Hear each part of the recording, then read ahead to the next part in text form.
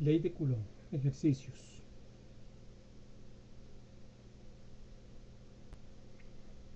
Determine la fuerza que experimenta la carga de 5 microcoulombs debido a las otras cargas que se muestran en la figura. En este caso nos dan una figura con 4 cargas, una de 5 microcoulombs, una de 6 microcoulombs, una de menos 8 microcoulombs y una de menos 3 microcoulombs. Entonces nos piden la fuerza que experimenta la carga de 5 debido a las otras 3. Entonces lo que tenemos que hacer es representar sobre esta carga las fuerzas que está experimentando. Entonces, debido a la carga de 5, tenemos una fuerza de repulsión que iría hacia la izquierda. Debido a la de menos 8, una fuerza de atracción que iría en este caso entonces hacia la carga de menos 8, de 5 hacia menos 8 a lo largo de la diagonal. Y por último, la de 3, que también es una fuerza de atracción, entonces tendríamos una fuerza, un vector fuerza, que va en dirección de 5 hacia menos 3. Entonces aquí vemos el diagrama de cuerpo libre. Entonces vea que la fuerza que experimenta la carga de 5 es una fuerza de repulsión causada por la de 6, atracción causada por la de menos 8 y atracción causada por la de menos 3. Esta a lo largo de la diagonal, a lo largo de la vertical y a lo largo de la horizontal. ¿Qué datos tenemos en este ejercicio? Bueno, conocemos las 4 cargas, 5 microcoulombs, 6 microcoulombs y menos 3 microcoulombs, menos 8 microcoulombs por último. Recordemos que si bien están en microcoulombs, tenemos que pasarlas luego a coulombs porque en el cálculo usaremos los coulombs, no los microcoulombs. Por eso aparecerá por ahí un 10 a la menos 6. Conocemos también las distancias. La distancia 5, 6 nos la da el ejercicio, 5 metros.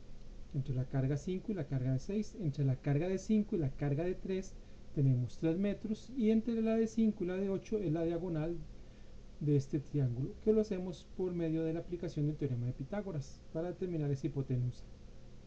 3 al cuadrado más 5 al cuadrado raíz nos da 34 raíz, que más o menos ese valor corresponde a 5,83. Hemos usado raíz de 34 para no perder decimales, pero perfectamente se puede usar 5,83, pero preferimos usar raíz de 34. Conozco también la constante de Coulomb, 9 por 10 a la 9 newton metro cuadrado sobre Coulomb cuadrado. Conozco los ángulos son conocidos. Vea que el ángulo que forma el vector fuerza 5, 6 con respecto al eje X más es de 180 grados. Lo que hacemos es que colocamos sobre la carga de 5 los ejes cartesianos. Ella quedaría en el origen, en el punto 0,0. Entonces, si desde el eje X positivo, del lado derecho, hasta el vector fuerza 5, 6, tendríamos que caminar 180 grados. Si es hasta la fuerza 5, 3, son 270 grados lo que tenemos que recorrer, el desplazamiento angular que sufriríamos. Y por último, pues nos queda aquí el de la diagonal. En el caso de la diagonal, vea que estamos en el cuarto cuadrante, entonces por eso hemos usado 360 más la tangente inversa de menos 3 entre 5, dándonos un ángulo de 329,04 grados. Estamos midiendo los ángulos desde el eje X más. Si usamos el ángulo de 30,96, tendríamos que entonces nosotros agregarle signo cuando hacemos operaciones con esos ángulos, pero si el ángulo lo medimos desde el eje X más, no hay que agregarle signo a los cálculos posteriores que haremos dentro de un rato. Bueno, ¿cómo resolvemos esto? Lo primero es entonces representar todas esas fuerzas que están ahí, de manera que la fuerza neta corresponde a la suma de esas 3 fuerzas. Y para cada una de ellas vamos a calcularlo aplicando la ley de Coulomb. La ley de Coulomb, si usted recuerda, es K por la magnitud de una carga por la magnitud de la otra carga entre la separación entre cargas al cuadrado, con la dirección que corresponda. En este caso, se va a determinar primero cada fuerza en forma escalar y posteriormente se convertirá a la forma vectorial. Entonces, en el caso de la fuerza 5, 6, como vemos, es la constante de Coulomb, K, por la magnitud de la carga 5 por la magnitud de la carga 6 entre la separación 5, 6 al cuadrado. la constante de Coulomb, 9 por 10 a la 9, por 5 por 10 a la menos 6, porque hay que pasarla de microcoulombs a coulombs, por 6 por 10 a la menos 6, también para que esté en coulombs, entre 5 al cuadrado, porque 5 es la distancia que las separa a ellas. Si hace este cálculo en su calculadora, le va a dar 0,0108 newton. La vamos a convertir a vector. Vean que en este caso es muy sencillo porque ya de antemano sabemos cuál es la dirección del vector fuerza 5,6, que corresponde a la dirección menos i. Entonces podemos perfectamente escribir F5,6 como vector igual a 0,0108 newton en menos i, o menos 0,0108 i newton. O bien podemos utilizar el ángulo de 180 que indicamos al inicio de la siguiente manera.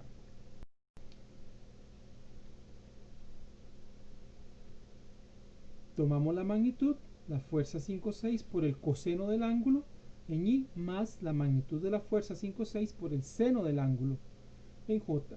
Entonces 0,0108 por coseno de 180 en i, más 0,0108 sen de 180j, todo eso newton. Entonces el coseno de 180 nos da menos 1, por eso este primer término que va en i nos ha dado menos 0,108i. El segundo, que es el sen de 180, da un valor de 0, 0 por lo que sea nos va a dar 0, y en este caso entonces nos da 0j. De igual manera vamos a proceder con las otras fuerzas, con la fuerza 5,3, con la fuerza 5,8. En el caso de la fuerza 5,3, primero en forma escalar en magnitud, K por la magnitud de la carga 5 por la magnitud de la carga 3 entre la separación 5,3 al cuadrado. Muy importante que recordemos que las cargas van en magnitud. Esas barritas en las cuales está escrito el Q5 y el Q3 quiere decir magnitud. O pues si lo queremos ver de una manera más matemática como un valor absoluto. Pero realmente es la magnitud de ellas. Entonces sería la constante 9 por 10 a la 9 por 5 por 10 a la menos 6 por 3 por 10 a la menos 6. El menos no lo usamos porque dice que es la magnitud. Entonces a pesar de que es una carga de menos 3, ahí vamos a colocar el valor de 3 por 10 a la menos 6 dividido 3 cuadrado. Eso nos da 0,0150 o 0,015 newton. Lo convertimos a vector. Igual que el caso anterior, ya de antemano sabemos la dirección que va a tener, que es menos j. Si quiere, pues se agrega de una vez y se escribe vector fuerza 5,3 igual a menos 0,15 j newton o 0,015 en menos j newton. O bien hacemos todo el desarrollo utilizando el ángulo de 270 que indicamos al inicio, quedándonos de la siguiente manera. Fuerza 5,3 como vector va a ser la magnitud de la fuerza 5,3 por el coseno del ángulo en i, más la magnitud de la fuerza 5,3 por el seno del ángulo en j. Vamos a usar coseno para i y seno para j siempre y cuando los ángulos sean medidos desde el eje x más, desde el eje x positivo. Si no es así, ya no se cumple la regla de que coseno es para i y seno es para j, sino que tendremos que ubicarnos con el ángulo y emplear la definición de la función trigonométrica. Recuerde que coseno es cateto adyacente sobre hipotenusa y que seno es cateto opuesto sobre hipotenusa. En este caso entonces la fuerza 5,3 nos queda 0,015 por coseno de 270 en i más 0,015 por seno de 270 en j. Como se dará cuenta cuando lo haga en su calculador, coseno de 270 nos da 0, por eso nos queda 0i. Y sen de 270 nos da menos 1, por eso nos ha quedado menos 0,015j. Todo en newton como cualquier otra fuerza. De igual manera procedemos con la fuerza 5,8, que primero la vamos a determinar en forma de magnitud y luego la vamos a convertir a vector. Entonces sería la constante de Coulomb K por la magnitud de la carga 5 por la magnitud de la carga 8, magnitud, el signo va a desaparecer, entre la separación 5,8 cuadrado. Entonces la constante la conocemos, 9 por 10 a la 9, por la carga 5, la magnitud de ella, que es 5 por 10 a la menos 6, por la magnitud de la carga negativa de menos 8, que nos daría 8 por 10 a la menos 6. Los usamos como valores positivos porque es la magnitud lo que nos indica la ley de Coulomb que tenemos que usar entre r cuadrado, que en este caso es raíz de 34 el r, cuando lo elevamos al cuadrado pues desaparece la raíz del cuadrado, quedándonos el 34 solo. Eso nos da como resultado 0,010588 o redondeado 0,0106 newton. Lo convertimos a vector. Entonces hay que considerar ahora si el ángulo que teníamos de 329 grados. ¿Cómo lo hacemos? Bueno, veamos. Entonces la fuerza 5,8 convertida a vector sería la magnitud de esa fuerza 5,8 por el coseno del ángulo que ella forma con el eje X en Y, más la magnitud de esa fuerza por el sen del ángulo que ella está formando con el eje X más en la dirección J.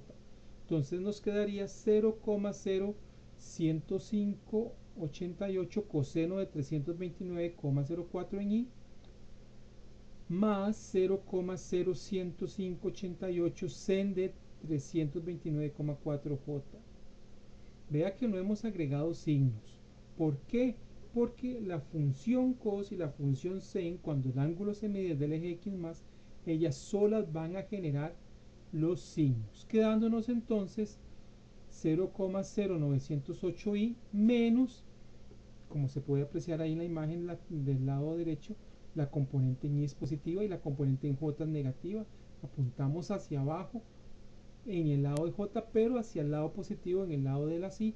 Entonces nos quedaría menos 0,00908i menos 0,00455j newton. Entonces ahora sí, ya tenemos la fuerza 5,6, la fuerza 5,3, la fuerza 5,8. Ahora lo que queda es sumar los tres vectores para tener la resultante, la fuerza que experimenta la carga de 5 microcoulombs. Entonces nos quedaría lo siguiente. Fuerza 5 va a ser la fuerza 5,6 más la fuerza 5,3 más la fuerza 5,8. La 5,6 la calculamos hace unos instantes, menos 0,0108i, 0 en j. La fuerza 5,3, 0i, menos 0,015j. Y la fuerza 5,3, que la tenemos aquí al inicio de la lámina, 0,00908i menos 0,00545j. Sumamos todas las i, sumamos todas las j y tenemos como resultado el valor de la fuerza 5, que corresponde a menos 0,00172i y menos 0,02045j. Era de esperar que las dos nos dieran negativas. ¿Por qué? Bueno, porque primero todo lo de j apunta hacia el lado negativo y lo de x, lo de y, la parte de 5,6 es mucho más grande que la componente que tiene 5,8 en la dirección de x positivo. Por lo tanto, entonces la fuerza resultante, la fuerza sobre la carga 5 es menos 0,0172i menos 0,02045j. Este vector fuerza está expresado en este caso en coordenadas rectangulares, pero podemos trasladarlo a coordenadas polares. Polares, si ustedes recuerdan, es la magnitud más un ángulo, la dirección. Entonces, a partir de este vector fuerza 5, vamos a obtener esa magnitud y esa dirección.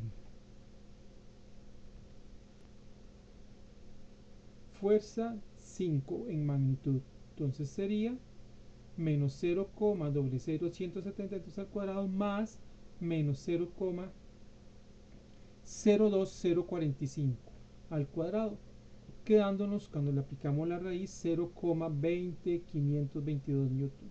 Estos menos que están ahí, si no los usamos no pasa nada. ¿Por qué? Porque pues el teorema de Pitágoras lo que nos dice es que son magnitudes, por lo tanto no pasa nada si no los utilizamos. De hecho, vea que lo usamos, pero como va elevado al cuadrado va a desaparecer. Este vector fuerza 5, por los valores que tenemos de sus componentes, menos 0,00172i y menos 0,02045j, están en el tercer cuadrante. Las dos componentes son negativas. Entonces, para encontrar el ángulo lo hacemos aplicando 180 más la tangente inversa de lo de y entre lo de x o de lo de y entre lo de j, que sería menos 0,0245 y menos 0,0172. Nos da un ángulo de 265,192. Entonces la respuesta perfectamente puede ser la de las coordenadas rectangulares de hace unos minutos o bien la de las coordenadas polares que acabamos de calcular. Siguiente ejercicio. Dos esferas pequeñas de masa m están suspendidas de cuerdas de longitud L, conectadas a un punto en común. Una esfera tiene una carga Q y la otra 2Q. Suponga que los ángulos alfa 1 y alfa 2 que las cuerdas forman con la vertical son pequeños. Bueno, aquí vemos la figura. Nos piden que determinemos la relación que hay entre el ángulo 1, alfa 1 y el ángulo alfa 2. Y la parte B, que determinemos que esa distancia R que separa las cargas está dada por esa expresión de 4K Q cuadrado L dividido mg, todo eso a la 1/3 o raíz cúbica. ¿Estamos claros? Bueno, ¿qué hacemos? Pues lo primero es construir diagrama libre. Entonces vamos a construir un diagrama de cuerpo libre sobre cada esfera. En este caso, la del lado izquierdo, vemos que las únicas fuerzas que están actuando, si tenemos una masa, pues tiene que haber un peso, una fuerza eléctrica causada por la otra esfera que está al lado, una repulsión se da entre ellas, por eso se alejan, no se quedan pegadas en la parte más baja, sino que se tratan de alejar. Y por supuesto, si hay una cuerda, tenemos una tensión, que en este caso, recuerde que esta tensión, como no ha quedado sobre ninguno de los ejes, va a aparecer en las dos sumas de fuerzas, tanto en X como en Y. Y si tuviéramos la tercera dimensión, posiblemente también haya que considerarla.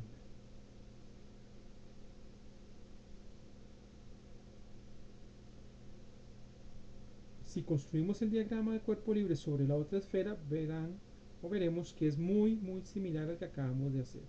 Lo único es que pues la tensión va para el otro lado y la fuerza eléctrica para el otro lado. Algo así nos queda. ¿Estamos? Vea, muy importante eso que hemos llamado R-medios. Recuerde que la separación entre las dos esferas es R, por lo tanto, cuando tomo medio triangulito sería R-medios. Bueno, sigamos. Para resolver la parte A basta con hacer un balance de fuerzas en cada una de las esferas, tal como se muestra a continuación. Esfera del lado izquierdo, que es esta que vemos acá en la imagen. Suma de fuerzas en Y. ¿Qué tenemos en Y? Bueno, una componente de esa tensión, cateto adyacente, por eso hemos usado coseno. Vea que para ir de M hacia la parte alta a lo largo de la cuerda, camino por la vertical y luego por la horizontal, o primero por la horizontal, luego por la vertical. En este caso, cuando voy a caminar por la vertical, sería el cateto adyacente al ángulo alfa que nos están dando. Por eso usamos T cos de alfa. Y el peso, inevitable, negativo, porque apunta hacia el centro de la Tierra. Hacemos la suma de fuerzas en X y vea que en X tendríamos la fuerza eléctrica, repulsión, negativa en este caso, y una parte de la tensión. Recuerde que la tensión es la única que va a aparecer en las dos sumas de fuerzas porque no está sobre un eje. El peso solo apareció en Y porque está en Y, la fuerza eléctrica solo en el horizontal, en X porque es donde ella está. Nos quedaría entonces menos fuerza eléctrica más T sen de alfa 1 igual a 0. Entonces de ahí vamos a despejar la fuerza eléctrica, que nos quedaría menos fuerza eléctrica igual a menos T sen de alfa, quitamos los menos y en lugar de la T vamos a usar lo que obtuvimos de la suma de fuerzas en Y, donde nos quedó que la tensión es mg cos de alfa 1. Ahora sí, hacemos exactamente en la esfera de la derecha. ¿Qué tenemos en la esfera de la derecha? Suma de fuerzas en X, que quedaría en Y, quedaría T cos de alfa 2, cateto adyacente, menos el peso igual a 0. Entonces el peso pasa a sumar y el cos de alfa pasa a dividir. Ya tengo por acá también la tensión expresada entonces en términos de los otros parámetros que me da el ejercicio. Hacemos la suma de fuerzas en X. ¿Qué tenemos en X? Bueno, tenemos la fuerza eléctrica, que es causada por la otra esfera. Tenemos también una parte de la tensión, T sen de alfa 2 negativo, porque vea que en este caso apunta hacia el lado de X negativo. Despejamos de ahí la fuerza eléctrica, que nos quedaría T sen de alfa 2. Esa T la vamos a cambiar por lo que obtuvimos en la suma de fuerzas en Y, T igual a mg dividido cos alfa 2. Entonces nos quedaría que esa fuerza eléctrica es mg cos de alfa 2 sen de alfa 2. Seno entre coseno se llama tangente. Entonces nos queda que la fuerza eléctrica será mg tangente de alfa 2.